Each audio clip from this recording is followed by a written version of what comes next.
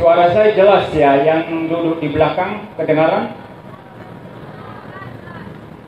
Kedengaran? Ya, kita berdoa terlebih dahulu. Bapa di surga, terima kasih Tuhan untuk sore hari ini, untuk kesempatan yang Tuhan berikan kepada kami untuk boleh menyampaikan firman Tuhan dan untuk mendengarkan firman Tuhan.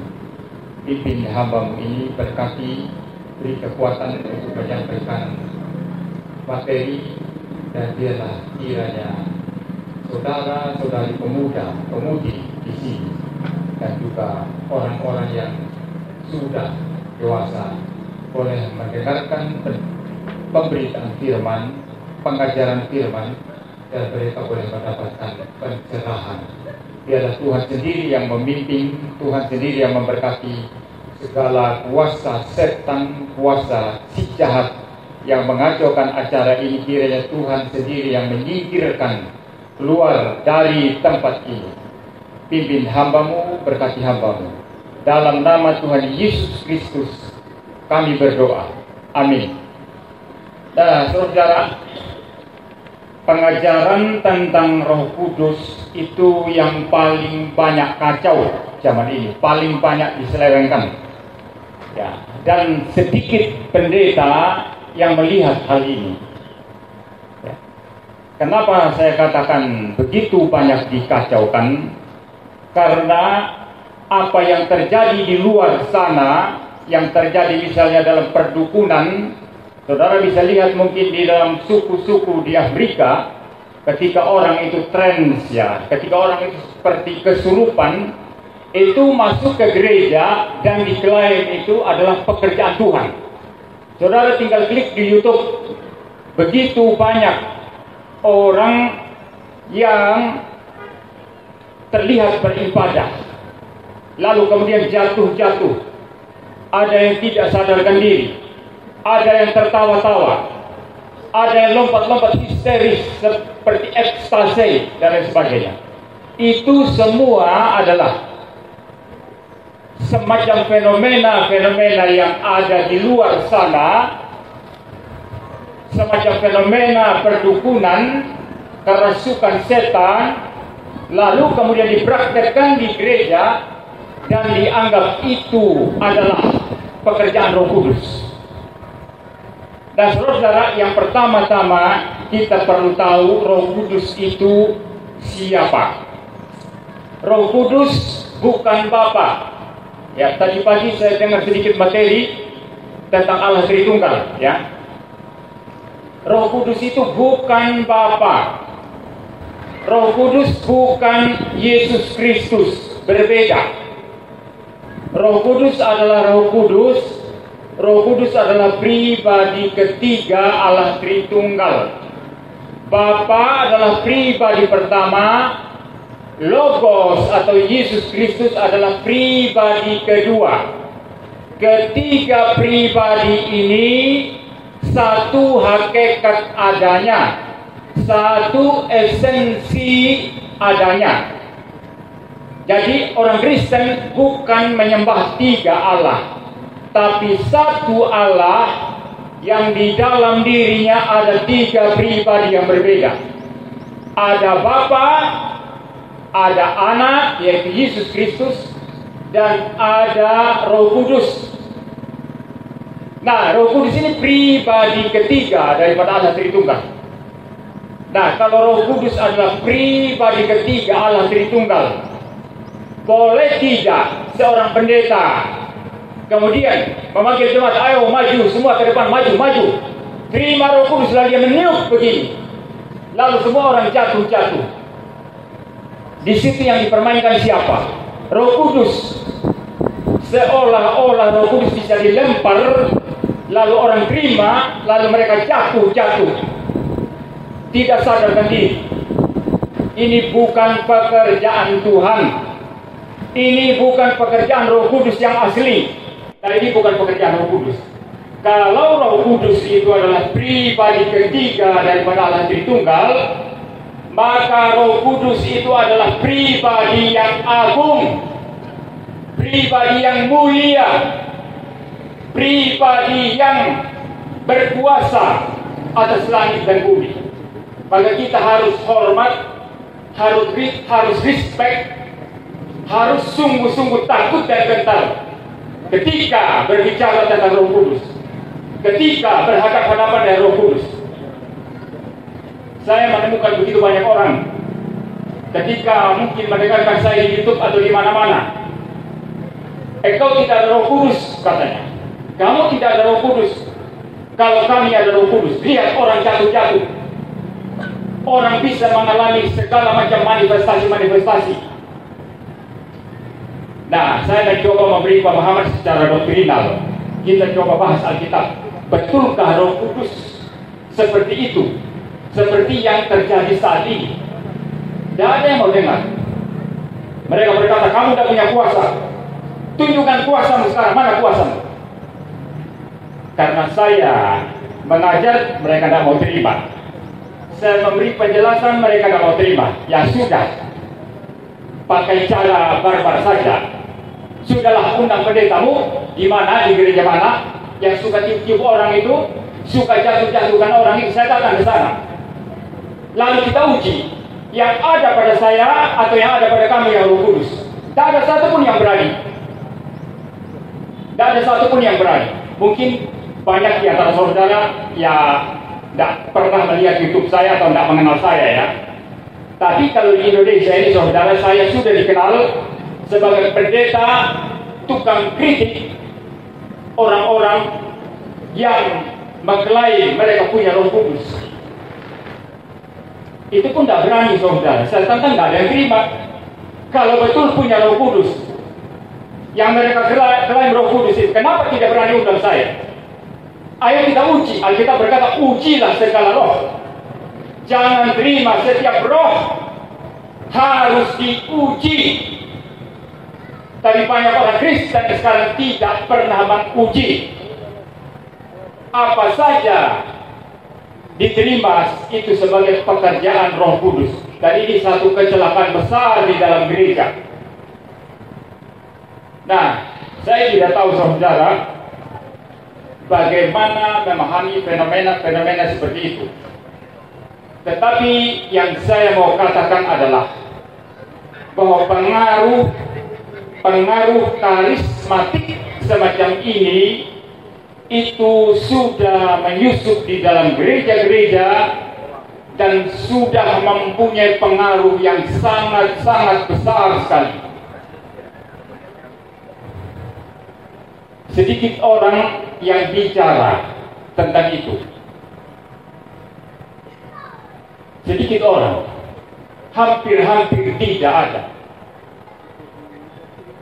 Nah, kalau kita kaitkan sekarang dengan pekerjaan Roh Kudus itu apa? Ya. Di dalam Alkitab saudara, kalau kita memperhatikan, misalnya di dalam Injil Yohanes ya, pasalnya yang ke-14 ayat 26, saya akan membacakan, dikatakan di situ, tetapi penghibur yaitu Roh Kudus yang akan diutus oleh Bapa dalam namaku, dialah yang akan mengajarkan segala sesuatu kepadamu dan mengingatkan kamu akan semua yang kukatakan kepadamu. Di situ dikatakan Roh Kudus pekerjaannya adalah apa? Mengajarkan segala sesuatu yang diajarkan Yesus. Saya mau tanya, nanti ada ruang tanya jawab, silakan boleh bertanya jawab dengan bebas. Boleh juga mengkritik, nggak apa-apa. Saya ini apologet terbiasa berdebat, ya. Ya mudah-mudahan setelah nanti saudara bisa membuka YouTube saya berdebat dengan pihak sebelah, ya. Juga dengan sesama Kristen, ya. Nah saudara, di situ dikatakan dengan jelas pekerjaan Roh Kudus menyampaikan, mengajarkan segala sesuatu yang dikatakan oleh Yesus. Pertanyaan saya, sejak kapan Tuhan Yesus meniup-niup orang, jatuh-jatuh lalu akibatnya orang itu ketawa berjam-jam seperti Toronto Blessing? Tidak ada itu saudara. Lalu cingkra dan dianggap itu pekerjaan Roh Kudus. Di mana itu? Tidak ada di Alkitab itu.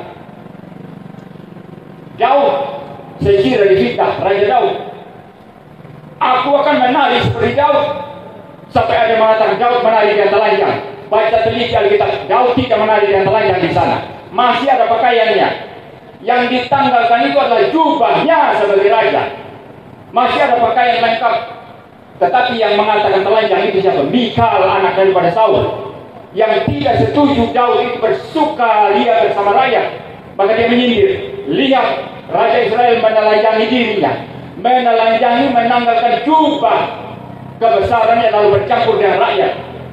Itu namanya menelanjangi diri, bukan telanjang bulat. Ada satu film dari Amerika tidak beres itu bicara tentang Daud, lalu Daud menari-nari pakai celana dalam saja. Ini penghinaan besar. Dan ada dalam perjanjian lama itu riwayat atau sejarah pekerjaan Tuhan di mana itu terjadi kekacauan, terjadi hal-hal yang tidak sopan. Menari-nari histeris, tidak bisa mengendalikan diri. Dan ada saudara, pekerjaan Roh Kudus selalu tertib. Pekerjaan Roh Kudus selalu teratur. Karena Allah itu adalah Allah yang tertib dan teratur. Ada tidak di sini? Ya, di Minahasa ini Tuhan ciptakan manusia hidupnya di sini di kaki. Ada tidak? Saudara pernah ketemu? Hidungnya di kaki, ada tidak? Hidung selalu di depan wajah. Ada dua lubang untuk menghirup oksigen. Rambut selalu di atas. Bagaimana kalau kepala gundul saja, rambut taruh di betis saja gitu? Bagus tidak? Tuhan ciptakan manusia begitu tertib, begitu baik, begitu indah. Karena Tuhan adalah apa? Allah yang tertib dan teratur. Tidak ada yang kacau balau. Maka di dalam gereja, kalau saudara lihat fenomena-fenomena yang tidak tertib, yang tidak teratur, yang kacau balau, maka itu pasti bukan pekerjaan Tuhan. Tuhan menciptakan alam semesta ini begitu tertib dan teratur. Tidak ada yang kacau. Seorang ilmuwan, Sir Isaac Newton, itu mengadakan penelitian tentang benda-benda di angkasa ini. Dia melihat dalam periode-periode tertentu itu ada selisih dari garis edar yang sesungguhnya, ada sedikit selisih. Kalau itu dibiarkan, lama-lama selisihnya tambah besar dan akhirnya bisa terjadi tabrakan. Tetapi ajaibnya apa? Dalam periode tertentu, tadi yang selisih kembali normal. Selalu begitu kalau dia mengamati. Selisih kembali normal. Siapa yang menormalkan? Tuhan. Kalau tidak, kalau pakai prinsip seperti gereja sekarang, cingkrak ada keluar, ibu-ibu pakai rok, jatuh, lalu kemudian tersingkap, tidak sopan. Coba Tuhan pakai cara kerja seperti itu dalam menata alam semesta ini. Bumi tabrak bulan, bumi tabrak Mars, betul tidak? Tuhan tidak pernah kerja dengan kacau. Tuhan selalu apa? Tertib dan teratur. Maka ibadah kita adalah ibadah yang tertib dan teratur. Itu sebab diatur oleh liturgi, saudara. Ini saya bangun berdiri karena saya seminar ya. Saya seminar boleh jalan-jalan memberikan ilustrasi. Tapi kalau saya khotbah minggu lalu jalan-jalan, angkat-angkat kaki, lompat-lompat, ini kurang sopan. Karena di dalam Alkitab dikatakan apa? Ibadah itu apa? Hendaklah berlangsung sopan dan teratur. Nah, maka saudara, pekerjaan Roh Kudus itu mengajar ya, apa yang dikatakan, mengajarkan kembali apa yang dikatakan oleh Tuhan Yesus. Lalu juga Roh Kudus itu ya Mungkin saya membaca Yohanes 16 ayat yang ke-7. Namun benar yang kukatakan ini kepadamu adalah lebih berguna bagi kamu jika aku pergi. Sebab jikalau aku tidak pergi, penghibur itu tidak akan datang kepadamu. Tetapi jikalau aku pergi, aku akan mengutus dia kepadamu. Saya langsung membaca ayat yang ke-14 dan 15 dulu. Ia akan memuliakan aku, sebab ia akan memberikan kepadamu apa yang diterimanya daripadaku. Segala sesuatu yang Bapa punya adalah aku punya. Sebab itu aku berkata, ia akan memberitakan kepadamu apa yang diterimanya daripadaku. Jadi pekerjaan Roh Kudus adalah apa? Di ayat sebelumnya tadi, Roh Kudus diutus oleh Tuhan Yesus. Diutus oleh Tuhan Yesus untuk apa? Untuk mengajarkan apa yang diterimanya dari Tuhan Yesus. Maka dari dua ayat ini jelas sekali terlihat, jika Roh Kudus itu bekerja, ada pengajaran-pengajaran yang sehat dari mimbar gereja. Ada pengajaran doktrin, pembahasan firman Tuhan. Ada gairah untuk memberitakan firman Tuhan, mendengarkan firman Tuhan, belajar firman Tuhan, menggali firman Tuhan. Ini ciri daripada pekerjaan Roh Kudus, bukan kacau-kacau. Bukan. Ya. Saya membaca satu ayat lagi. Dari Yohanes 16 ayat 8. Tetapi apabila ia datang, yaitu Roh kebenaran, Roh Kudus ya, ia akan memimpin kamu ke dalam seluruh kebenaran. Ia akan memimpin kamu ke dalam seluruh kebenaran. Seluruh kebenaran itu apa? Seluruh ajaran kitab suci ini yang sudah diwahyukan oleh Kristus melalui ilham Roh Kudus. Ada di dalam kitab. Yesus berkata, jika Roh Kudus itu datang, ia akan memimpin kamu untuk jingkrak-jingkrak. Tahu jingkrak-jingkrak ya? Ya, jingkrak-jingkrak itu mungkin bahasa Jawa ya. Ya.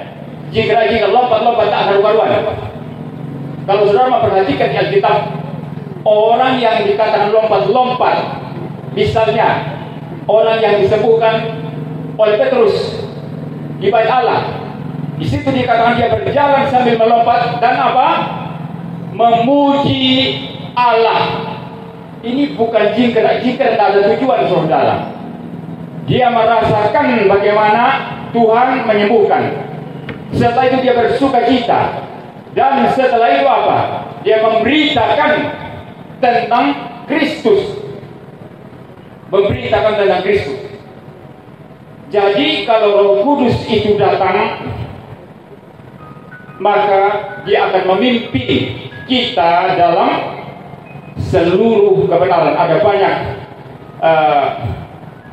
ayat-ayat yang bisa saya bacakan saudara, tapi karena waktu terbatas, mungkin nanti kalau ada yang mau bertanya jawab, mungkin kita lebih fokus ke tanya jawab.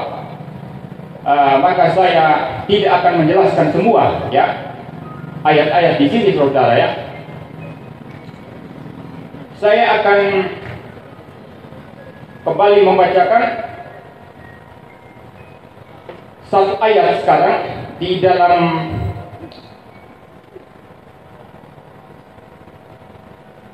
Dua Korintus ya. Pertama Korintus pasal 12 ayat yang ke-7. Tetapi kepada tiap-tiap orang dikaruniakan penyertaan roh untuk kepentingan bersama. Lalu ayat selanjutnya, sebab kepada seorang roh memberikan karunia untuk berkata-kata dan hikmat, dan kepada yang lain roh yang sama memberikan karunia untuk berkata-kata dan pengetahuan. Kepada yang seorang roh yang sama memberikan iman, dan kepada yang lain yang memberikan karunia menyembuhkan. Kepada yang seorang roh memberikan kuasa untuk mengadakan mujizat, dan kepada yang lain ia memberikan karunia untuk bernubuat, dan kepada yang lain lagi ia memberikan karunia untuk membedakan bermacam-macam roh. kepada yang seorang ia memberikan karunia untuk berkata-kata dengan bahasa roh, dan kepada yang lain ia memberikan karunia untuk menafsirkan bahasa roh itu. Tetapi semuanya ini dikerjakan oleh Roh yang satu dan yang sama, yang memberikan karunia kepada tiap-tiap orang secara khusus seperti yang dikehendakinya. Jadi dari ayat-ayat yang saya bacakan ini jelas di situ dikatakan pekerjaan Roh Kudus adalah memberikan apa? Karunia-karunia rohani. Karunia-karunia rohani. Dan di dalam Alkitab, kalau saudara menyelidiki, itu ada karunia yang utama, ada yang tidak utama. Itu Paulus sendiri yang membagi. Karunia mengajar, bernubuat, menasihati, itu menjadi karunia yang utama. Sedangkan misalnya bahasa roh, itu paling terakhir bahasa roh itu. Karunia yang paling sebetulnya boleh ada, boleh tidak ada dalam gereja. Tidak terlalu penting, tidak terlalu signifikan. Hanya signifikan pada gereja muda-muda. Nanti saya akan jelaskan itu ya. Nah, karunia-karunia ini saudara, khususnya misalnya yang dikatakan tadi itu bernubuat, dalam konteks kita sekarang itu adalah mengajar. Kalau dalam konteks perjanjian lama, bernubuat itu ada 3 pengertian. Pertama, mengajarkan kembali hukum Taurat yang sudah diajarkan Musa, mengingatkan orang Israel. Kedua, menegur dosa-dosa orang Israel. Ketiga, yang paling penting itu adalah memberitakan tentang Mesias yang akan datang. Ini yang paling penting. Nubuatan dalam Alkitab itu berpusat kepada Tuhan Yesus Kristus, berpusat tentang kedatangan Tuhan Yesus Kristus. Itu yang paling penting.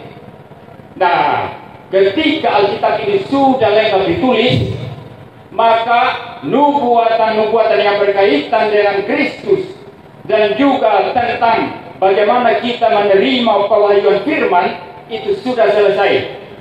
Maka istilah bernubuat sekarang itu berkaitan dengan mengajar, berkhotbah, sehingga orang-orang itu boleh dibangunkan imannya. Itu sebabnya Paulus dalam satu bagian mengatakan, kalau aku datang di satu tempat, aku lebih merasa perlu untuk berbicara 5 kata yang bisa dipahami oleh jemaat daripada menggunakan beribu-ribu bahasa roh.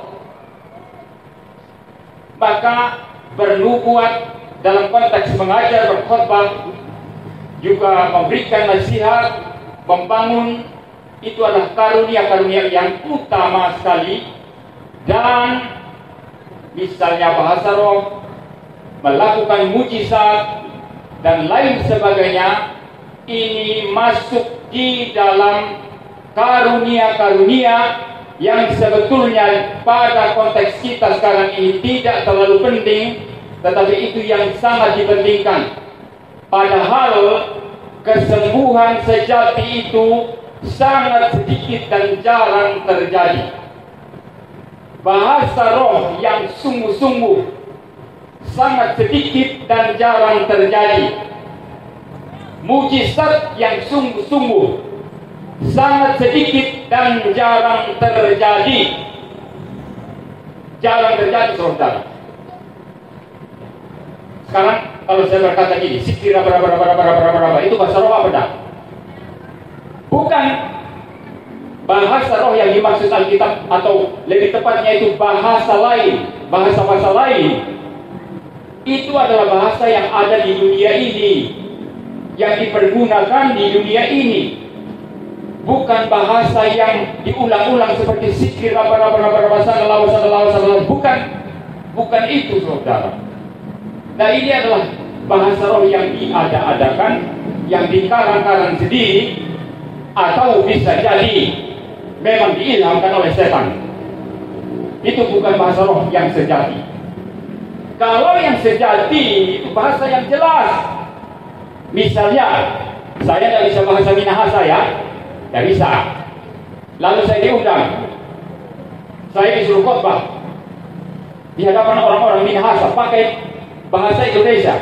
Sedangkan orang-orang Minahasa itu mungkin sudah golongan yang tua-tua, yang sulit berbahasa Indonesia misalnya. Lalu tidak ada yang menerjemahkan. Ini saya khotbah bagaimana ini? Nah, lalu kemudian misalnya saya berkhotbah dalam bahasa Indonesia. Tentu saja orang-orang yang mendengar itu tidak memahami bahasa Indonesia. Kalau Roh Kudus bekerja, bahasa Indonesia yang saya keluarkan dengan mulut saya ini itu bisa diterjemahkan ke dalam bahasa Minahasa. Karena ada satu cerita, ya ini kisah nyata dari pendeta Sibetong yang saya pernah dengar. Seorang penginjil di Rusia itu dari Amerika, dia khotbah selalu pakai bahasa Inggris, dan orang Rusia yang mendampingi dia selalu menerjemahkan dalam bahasa Rusia. Nah, suatu saat penerjemah ini berhalangan, tidak bisa hadir. Lalu kemudian orang-orang sudah berkumpul, pergi dengan khotbah. Penginjil ini mau membatalkan acara itu, rasanya berat. Dia merasa, dalam hatinya merasa didorong oleh Roh Kudus untuk tetap berkhotbah. Maka dia tetap naik mimbar dan berkhotbah dalam bahasa Inggris. Anehnya selama dia khotbah, orang-orang yang mendengar itu seperti memahami. Ada yang manggut-manggut kalau dia menceritakan ilustrasi yang lucu misalnya.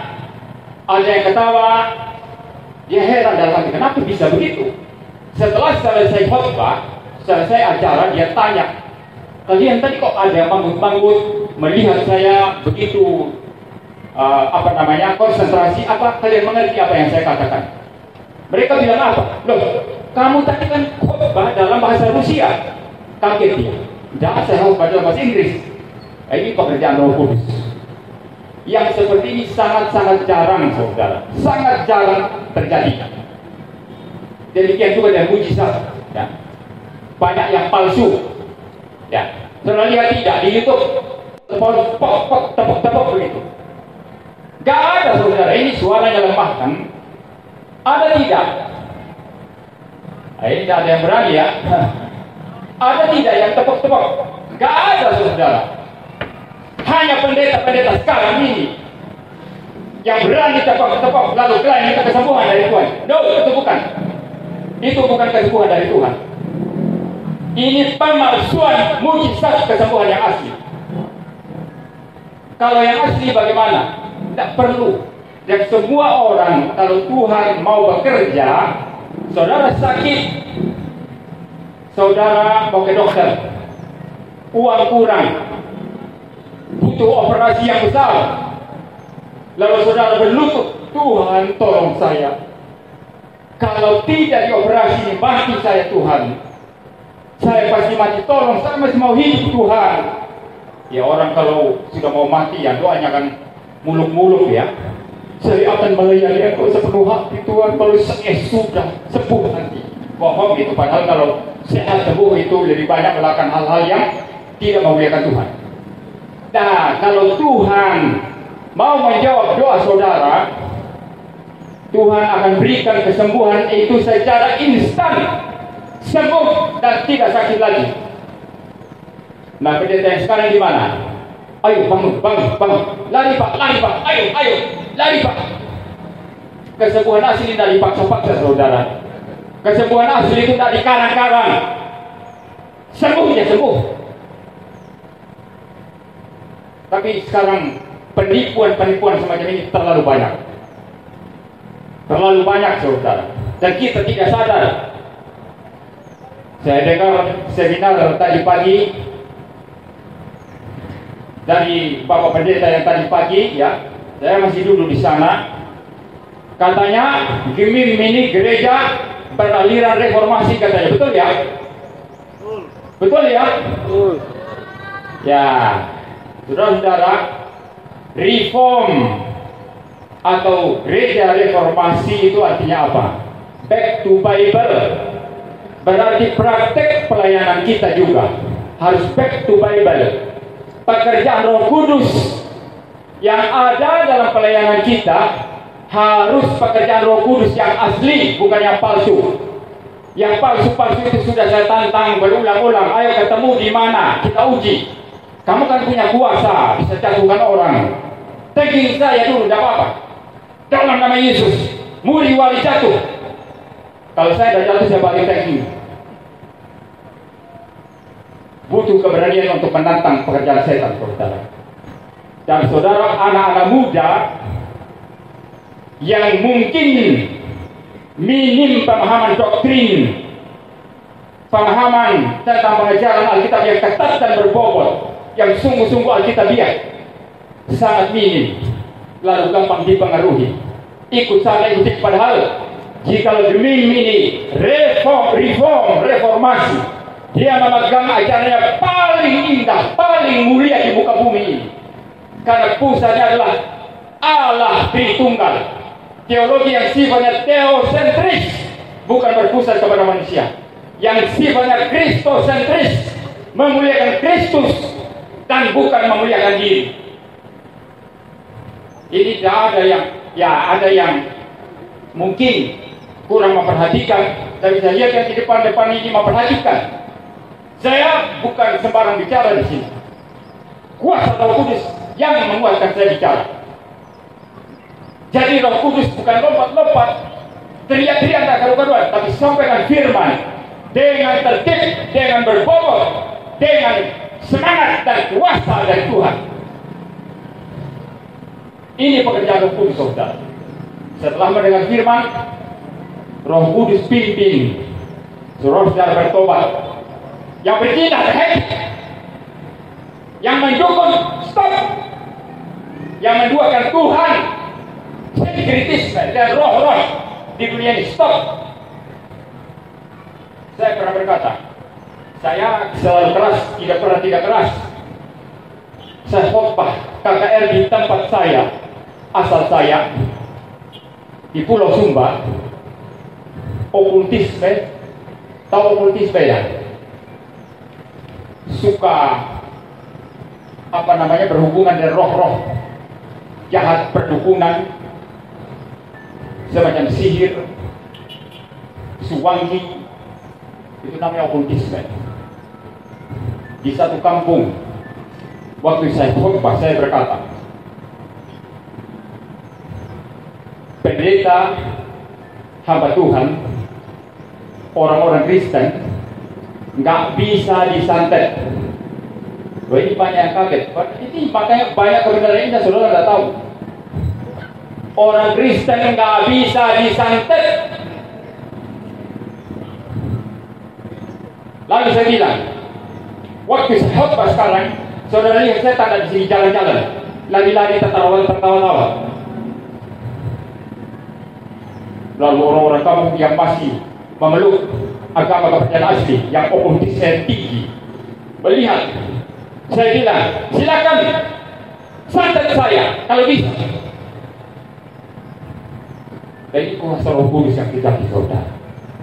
Yang asli itu tak pernah kalah. Yang palsu itu, kalau kena yang asli langsung ciut. Emas palsu ketemu yang asli, emas palsu itu ciut, tahu tak? Mentalnya turun. Tidak ada wibawa, saudara. Tidak ada wibawa. Maka saya betul-betul tentang Anda ini, semua yang memperhatikan saya, kembali kepada doktrin reform yang sejati. Itu emas asli. Itu betul-betul back to Bible. Betul-betul kembali kepada pengajaran firman Allah yang sejati dan tak mungkin bisa dipalsukan. Kalau yang palsu datangnya takluk. Ini ada saksi hidup mana? Wah, ini Saudara Patris. Penjara, polisikan. Kita pendeta reform kumpul, dukung Patris. Sekarang Patris masuk penjara dah. Tuhan tak mau. Kalau Tuhan mau ya bisa. Tapi Tuhan tak mau. Tuhan mau menunjukkan yang benar menang, yang kalah mesti takut. Ini diancam masuk penjara, polisikan. Kita bela mati-matian. Jangan tertipu dengan yang palsu. Hanya karena merasa suka, merasa senang, merasa emosinya membumbung tinggi, naik. Tapi itu palsu, saudara. Kalau saudara bertemu yang asli, sukacitanya jauh lebih agung, keindahannya jauh lebih agung. Yang palsu tetaplah palsu, seberapapun indahnya. pengalaman-pengalaman rohani Ibu. Yang palsu tetap palsu. Tidak bisa menggantikan yang asli. Saya bicara sampai di sini, saudara. Kalau mau bertanya jawab, silakan dan saya serahkan kepada moderator. Puji Tuhan, kita berikan kemuliaan bagi nama Tuhan Yesus Kristus. Pemberitaan firman yang tegas luar biasa dan mungkin sekarang kita dengarkan dan mungkin kita boleh menikmatinya. Kita bersyukur kepada Tuhan yang telah berfirman melalui hambanya Bapak Pendeta Muriwali Harto Matalu, dan saat ini diberikan kesempatan bagi sebanyak-banyaknya 5 orang penanya lah. 5 orang penanya. 1, 2, 3, 4, 5. Sudah, pas 5. Pas. Sikat saja. Sudah? Teman-teman yang lain bantu tangkap pertanyaan yang ada. Boleh bertanya? Oh ya. Terima kasih. Perkenalkan, nama saya Immanuel dari Union Tabur Kasih Manado. Pertanyaan saya, apakah pengajaran tentang Roh Kudus itu bisa diumpamakan atau diberikan perumpamaan? Karena saya pernah dengar memberikan pengajaran Roh Kudus itu seperti air yang bisa berubah, kadang cair, kadang padat, kadang uap, atau seperti telur yang 3 cangkang putih dan kuning. Apakah bisa diperumpamakan? Terima kasih.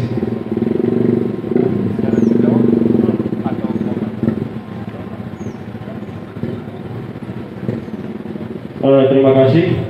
Saya perwakilan dari Jemaat Bimbingan Sesat Motoling akan bertanya kepada Bapak Pendeta mengenai pengajaran Roh Kudus, di mana Bapak sudah menceritakan tadi tentang pengajaran Roh Kudus, tetapi banyak yang tidak memahami.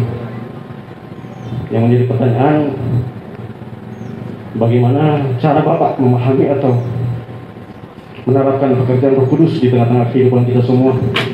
Dan yang kedua, apakah Bapak mempunyai Roh Kudus saat ini juga sedang berseminar? Bagaimana cara Bapak untuk buktikan ini? Terima kasih. Shalom. Perkenalkan, nama saya Masanda Kasih Pinati dari Jemaat Gemim Yudea Malola 1, wilayah Kumalembuai. Kita ketahui bersama ini dalam pembahasan Roh Kudus, Allah Tritunggal. Allah Tritunggal itu kalau kita mau pahami itu melalui iman, bukan logika, namun iman percaya kita kepada Tuhan Yesus. Nah, yang menjadi pertanyaan saya itu, kan Bapak sudah bilang tadi kalau ada pendeta yang sudah dikaruniai Roh Kudus untuk menyembuhkan orang dan sudah banyak gaya tentang bagaimana dia menyembuhkan. Nah, ketika sudah terjadi mujizat Tuhan, jemaat yang dia doakan itu sudah terjadi kesembuhan yang nyata yang sudah terjadi. Nah, itu apakah bukan dari Roh Kudus Tuhan atau hanya roh jahat yang bekerja di atas itu? Terima kasih. Ya, baik, terima kasih atas kesempatan yang diberikan. Saya Fani Supit, mewakili Jemaat Gemim Galilea Bogo, wilayah Kanoyaku, ingin bertanya. Tadi sempat Bapak Pendeta menjelaskan bahwa pekerjaan Roh Kudus dalam mujizat kesembuhan. Nah, pada zaman kita sekarang ini banyak sekali kesembuhan-kesembuhan yang seperti Pak Pendeta jelaskan tadi, bisa dibilang itu kesembuhan dari roh-roh jahat. Nah, akan tetapi ketika mereka membawakan kesembuhan mengatasnamakan nama Yesus, dan orang-orang yang menyaksikan hal tersebut mendatangkan iman kepada mereka, misalnya Muslim yang menyaksikan hal tersebut dan akhirnya mereka mendapatkan iman dari hal tersebut. Bagaimana pandangan Pak Pendeta tentang hal tersebut? Terima kasih. Baik, terima kasih atas kesempatan. Saya Christian Lampus dari Jemaat Gemim Kumalembuai, dari wilayah Kumalembuai, ingin bertanya. Tadi orang sudah dengar bagaimana gereja adalah orangnya, bukan gedungnya. Jika demikian, bisakah kita tetap dalam suatu persekutuan gereja? Kan gereja tadi dibilang gedungnya. Bisakah Bapak Pendeta meluruskan itu?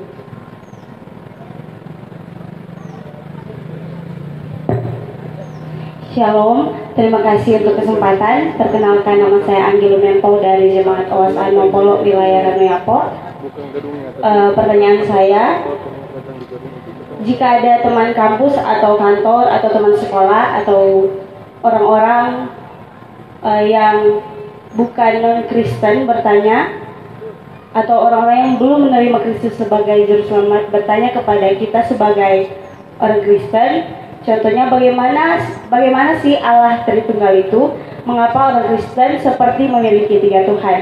Nah, karena banyak terjadi kami sebagai pemuda Gemim atau kita sebagai orang percaya sebenarnya sudah mengerti mengenai hal tersebut.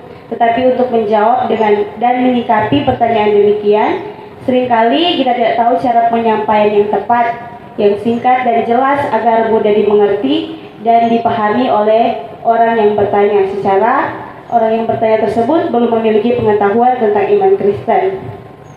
Jadi menurut Bapak, bagaimana cara yang tepat untuk menyikapi dan menjawab pertanyaan demikian dengan jelas dan mudah dipahami oleh orang-orang yang non-Kristen? Dan pertanyaan kedua,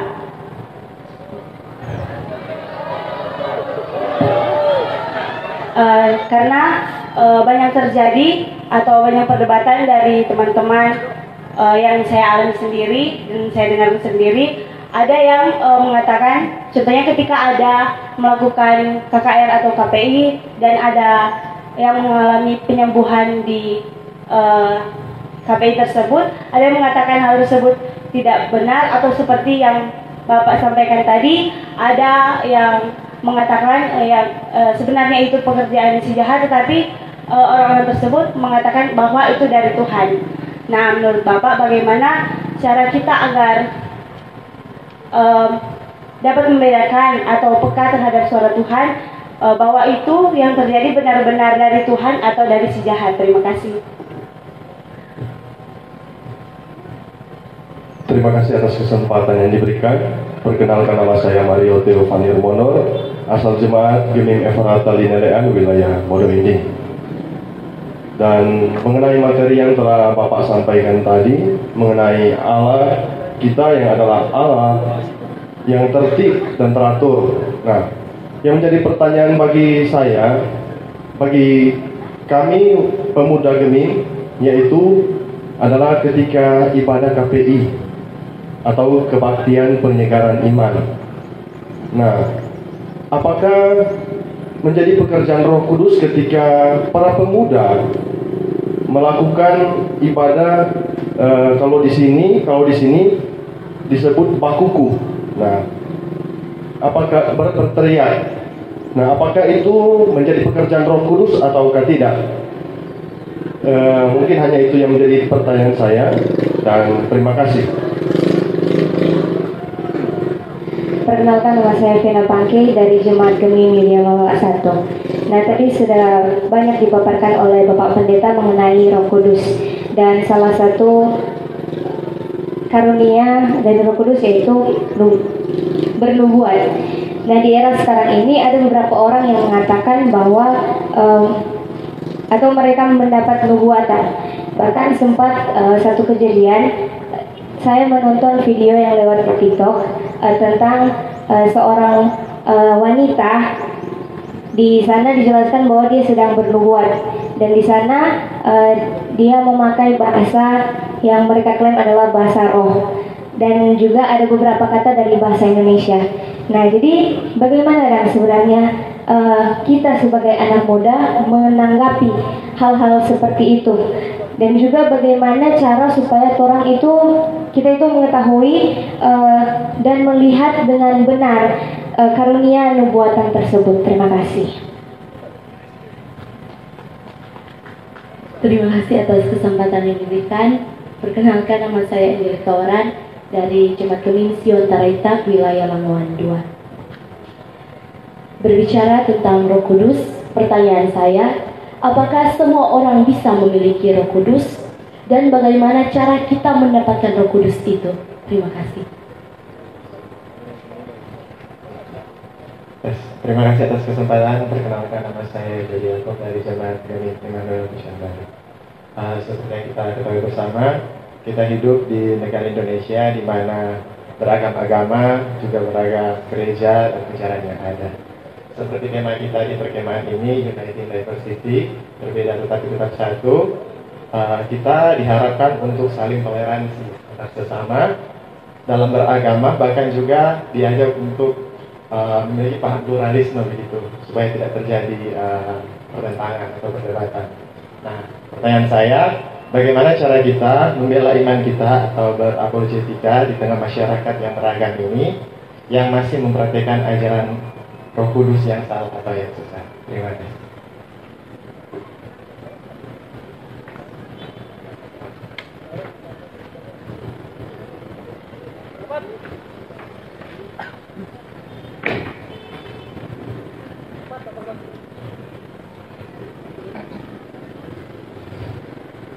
Baik, terima kasih untuk para penanya. Mungkin bisa balik ke tempat duduk.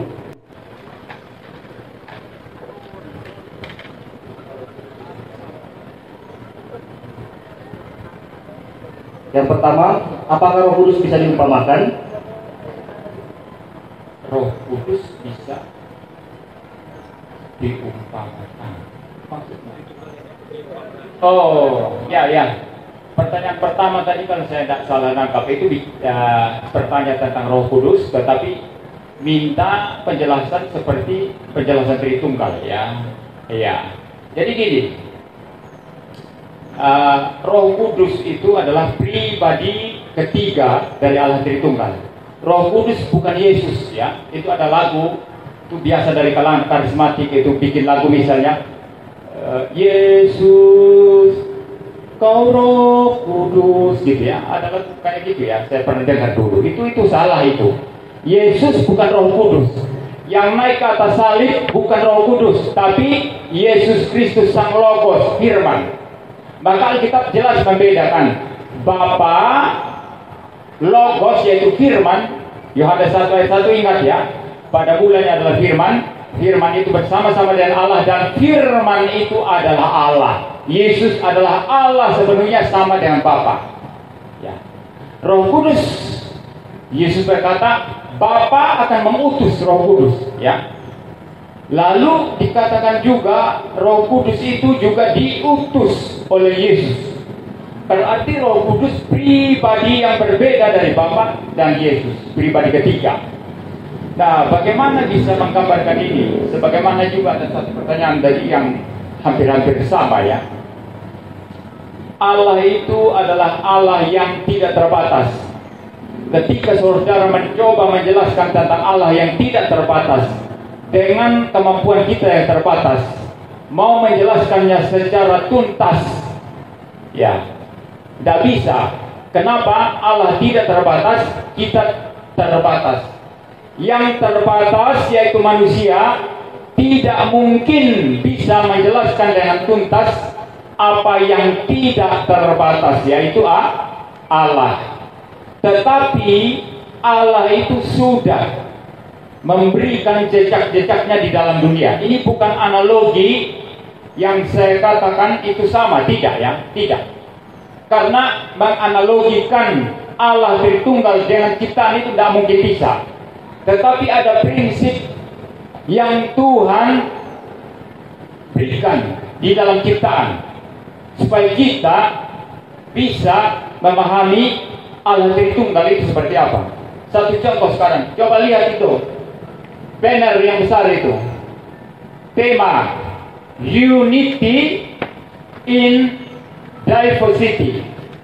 Unity, kesatuan ya, di dalam diversity, keberagaman. Itu prinsip Tritunggal, saudara. Itu prinsip Tritunggal. Allah yang satu, hakikatnya satu, substansinya satu, tapi ada tiga pribadi yang berbeda di dalam dirinya sendiri. Dan prinsip ini ada di mana-mana, kita temukan di mana-mana. Ini saja sekarang prinsip unity and diversity. Anda, saya anggap audiens, pendengar. Saya pembicara. Di belakang saya anggap panitia. Panitia bukan Anda, audiens. Audiens bukan panitia. panitia bukan pembicara, tapi ini satu camp nasional pemuda Gemini. Satu acara pemuda Gemini, tapi di dalamnya ada pluralitas, ada keberagaman. Ini prinsip unity. Sebetulnya kalau saya mau ganti kata in, saya ganti n aja, dan unity and diversity, kesatuan dan keberagaman. Prinsip ini ada di mana-mana. Yang satu dan yang banyak, itu istilah filsafatnya, selalu ada. Ya, misalnya saya mau tanya sekarang ya, saya ini berapa orang? Berapa orang? Satu orang ya, bukan dua ya. Tapi yang satu ini ada jiwanya. Saudara bisa lihat jiwa saya enggak? Bisa lihat jiwa saya enggak? Enggak bisa. Yang saudara lihat apa? Tubuh. Lihat mulut, kepala, kaki. Saya yang satu ini ada pluralitas di dalam dirinya, tubuh dan jiwa. Semua yang ada ini selalu unity and diversity, satu dan banyak. Tidak ada yang tidak. Mikrofon ini satu mikrofon ini. Tapi yang satu mikrofon ini ada pluralitas di dalam dirinya sendiri. Ini adalah apa ini? Ini merefleksikan Allah Tritunggal itu. Yang satu, tidak ada duanya, hanya satu-satunya Allah yang benar. Tapi di dalam dirinya ada pluralitas, yaitu Bapa, Anak, Roh Kudus. Bapa bukan anak, anak bukan Roh Kudus. Roh Kudus bukan anak, anak bukan Bapa. Ini prinsip di mana-mana. Sekarang siapa yang kuliah? Coba ajungkan tangan yang sudah kuliah. Ya, lumayan sedikit ya. Ini banyak yang SMA berarti ya.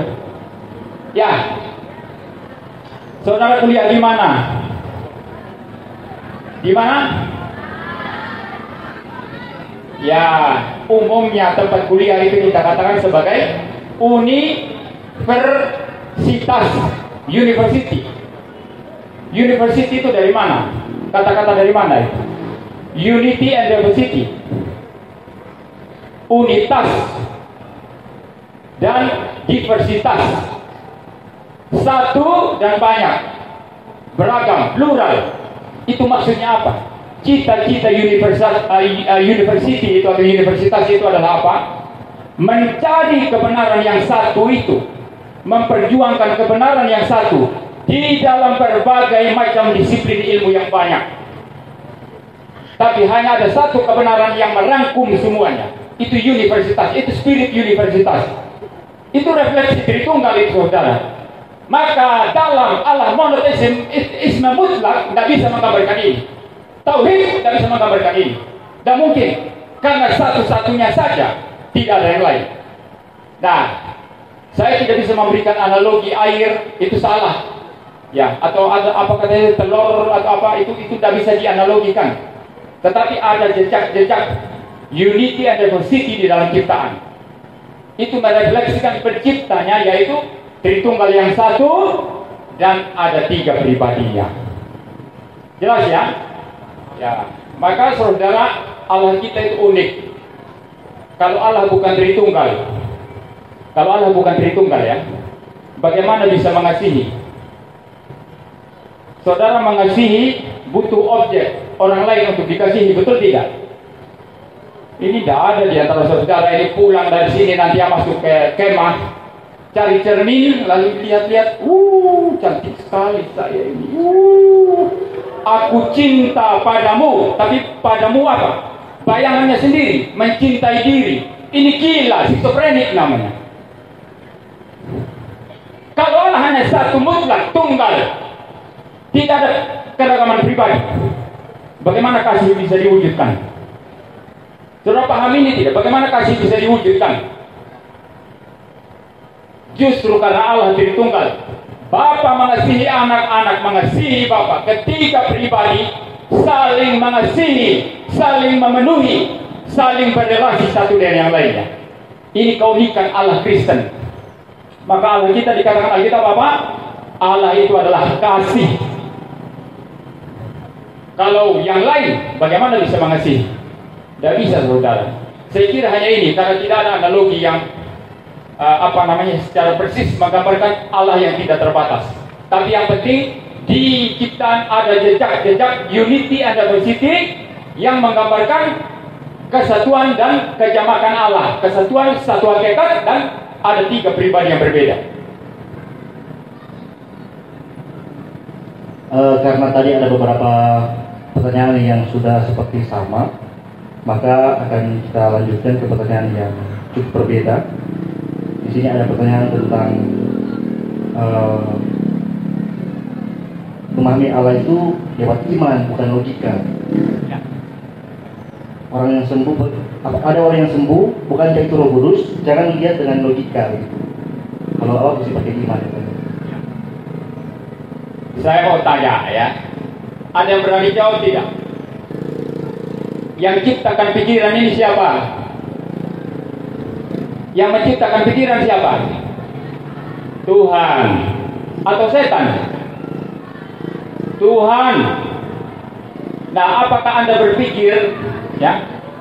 Apakah Anda berpikir bahwa Tuhan menciptakan sesuatu yang tidak berguna? Jadi Tuhan menciptakan pikiran, tapi pikiran itu tidak ada gunanya. Untuk menyembah Tuhan tidak usah pakai pikiran karena tidak berguna. Tapi Tuhan yang cipta. Ini Tuhan yang konyol. Tuhan yang konyol. Dan Tuhan Alkitab, Tuhan Kristen tidak konyol seperti itu. Semua yang dicipta ada fungsinya. Yang menyelewengkan itu adalah setan dan orang-orang berdosa. Jadi pikiran ini adalah alat untuk menerima kebenaran. Roma 10 ayat 17 ada yang hafal? Apa? Iman timbul dari mana? Tidak ada yang hafal ya, makanya kurang baca Alkitab, makanya ya logika tidak perlu kan. Baca Alkitab perlu logika, perlu reason, perlu pikiran. Roma 10 ayat 17 bilang apa? Iman timbul dari pendengaran akan firman Kristus. Dengar firman, ada kebenaran yang masuk. Masuk ke mana? Harus dipikirkan, direnungkan. Itu sebabnya kita berkata, baca Alkitab setiap hari. Renungkan itu pakai pikiran, logik. Logika ini anugerah Tuhan yang Tuhan berikan kepada kita untuk menerima dan memahami kebenaran. Semua orang pakai logika, termasuk orang yang menentang logika pakai logika. Ya, banyak orang sekarang berkata logika tak perlu. Kalau logika tak perlu, coba suruh dia nyebrang jalan ramai. Tidak usah pakai logika, nyebrang aja. Tidak usah pakai logika, tidak usah mikir. Ada bis atau ada motor, ada apa, jalan aja, tidak usah mikir. Itu orang gila. Logika penting dalam kehidupan sehari-hari, mutlak penting. Kalau logika saudara tidak pakai, saudara makan tomat, mengatakan itu telur ayam. Karena kalau tidak pakai logika, antara telur ayam dan tomat sami mawon, orang Jawa bilang. Podowai, sama saja, tidak ada bedanya. Logik ini yang membedakan A dan bukan A. Setan dan Tuhan. Kalau saudara tidak pakai logika, Tuhan sama saja dengan setan, setan sama dengan Tuhan. Itulah gereja-gereja yang tidak pakai logika. Pekerjaan setan lompat-lompat, jatuh-jatuh, tertawa-tawa histeris seperti pekerjaan-pekerjaan di perdukunan. Dianggap itu Roh Kudus. Karena tidak pakai logika. Sekarang saya tantang Anda pakai logika. Anak-anak muda, pakai logika. Pakai logika. Saya asal NTT, tapi sudah warga Malang, sudah lama 30 tahun. Orang desa. Saya tidak bayangkan kalau saya bisa sampai studi ke Belanda, bisa berdiri di Minahasa untuk berkhotbah, berseminar dengan saudara. Saya pakai logik mempelajari Alkitab. Memikirkan segala sesuatu saya pakai logik. Sekarang kalau memahami firman Tuhan tidak usah logika. Beribadah tidak usah logika. Tapi di universitas engkau kuliah pakai logika tidak? Kok enak sekali kuliah pakai logika, untuk Tuhan tidak pakai logika ya. Jadi Tuhan dianatirikan logika tidak usah untuk Tuhan, hanya untuk kuliah. Ini kurang ajar namanya. Banyak orang Kristen itu kurang ajar. Logika mereka berikan untuk cari uang. Mereka berikan habis-habisan untuk kuliah. Tapi untuk Tuhan mereka buang. Ini kurang ajar namanya. Maka gereja habis, gereja rusak. Setan masuk, pekerjaan setan masuk, mereka tidak sadar. Pakai logika, anak-anak muda, pakai logika. Puji Tuhan, terima kasih Pak Pendeta. Saya kira ini pertanyaan yang perlu dijawab karena yang lain sudah sangat terjawab dengan penjelasan yang ada. Ada pertanyaan, bagaimana kita berapologetika di bangsa yang menjunjung toleransi ini? Ya, ini pertanyaan bagus. Kalau toleransi itu yes, memang harus toleransi. Ya, kalau tidak toleransi, saudara daftar jadi anggota FPI sejak dorong. Ya, biarlah ditutup sana tutup sini.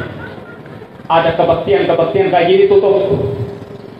Toleransi harus, tapi toleransi tidak sama dengan menerima paham pluralisme agama yang mengatakan semua agama sama, Tuhannya sama. No, Tuhannya Kristen unik, Allah Tritunggal yang kita kenal dalam Tuhan Yesus Kristus. Ya. Jadi tetap harus menghormati, tetap respect. Saya sendiri tidak pernah niat menyerang Islam, tidak pernah. Saya tidak akan punya niat menyerang Islam. Tapi pihak mereka terus mengatakan Alkitabku dipalsukan. Lalu saya tanya, kalau Alkitab saya dipalsukan, indikatornya apa? Untuk mengatakan Alkitab saya yang saya pegang ini palsu, kamu mesti tunjukkan yang asli, betul tidak? Yang asli mana menurutmu? Mereka bilang yang asli Mazmur, Zabur, dan Injil. Tapi mana? Tunjukkan. Kalau tidak ada itu klaim bohong, klaim kosong. Berarti Alkitab yang saya pegang ini memang sudah berdasarkan yang asli. Nah, saya berapologetika menjawab seperti itu apa salah? Ada serangan. Ini bukan tidak toleransi. Ya. Di luar perdebatan akademik semacam ini, ya kita tetap menghargai agama lain. Saudara, kalau ada orang Islam di sini, dia mau dirikan masjid, anggotanya banyak, saudara larang, saudara tidak toleran, itu tidak boleh. Dia punya hak untuk apa? Beriman, beribadah sesuai agamanya. Saudara tidak bisa larang. Itu namanya toleransi. Tapi kalau orang Islam bilang Tuhanmu palsu, Tritunggal itu bikinan Tertullianus, filsafat Yunani, Anda harus berdiri mempertanggungjawabkan iman Kristen, memberikan pembelaan terhadap mereka. Bukan tidak toleransi, itu toleransi. Ya. Tadi bukan pakai cara apa? Pakai cara yang teriak-teriak itu yang sudah teriak-teriak masuk penjara, keluar lagi sekarang. Kalau Yesus itu mamanya Maria, bidannya siapa katanya? Itu tidak toleran itu tutup. Itu orang seperti itu mesti ditutup. Ya. Semua agama berhak hidup di Indonesia ini dengan cara yang sama, haknya sama. Kita harus menghormati, itu toleransi. Tapi kalau iman Kristen kita diserang, kita wajib memberikan pembelaan iman. Kedua, tugas pemberitaan Injil. Itu panggilan iman Kristen. Kita tetap harus memberitakan Injil, harus tetap PI, tapi dengan cara yang hormat, bukan memaksakan keyakinan. Ya, saya kira ini toleransi yang benar. Jadi bukan semua agama sama, mari kita rukun. Kalau semua agama sama, silakan ajak semua yang dari masjid masuk gereja, sama kan? Yang dari gereja besok ini, kalau saudara yang mengatakan agama sama, ya semua masuk masjid aja nggak apa-apa, agama sama kok. Agama tidak sama, Tuhannya tidak sama, kitabnya tidak sama. Dan Tuhannya Kristen unik, Allah Tritunggal yang kita kenal dalam Tuhan Yesus Kristus. Ya, puji Tuhan, saya kira apa yang disampaikan boleh menjawab semua bagian pertanyaan yang ada. Kalau memang masih belum puas, bisa langsung dikejar Pak Pendeta, nanti akan keluar, ya bisa ditanyakan sesuatu. Bagian pulangnya besok ke Malang ya. Jadi malam ini mungkin ada kesempatan untuk pertanyaan. Oh, langsung pulang. Langsung pulang. Ya. Baik, jadi saat ini sudah lewat waktu 12 menit. Kita berterima kasih untuk Pak Pendeta. Saya lagi bertepuk tangan. Dan biarlah apa yang telah disampaikan, sungguh-sungguh kita boleh hidup di dalam hidup kita. Tuhan memberkati. Shalom, pemuda Gerim. Terima kasih.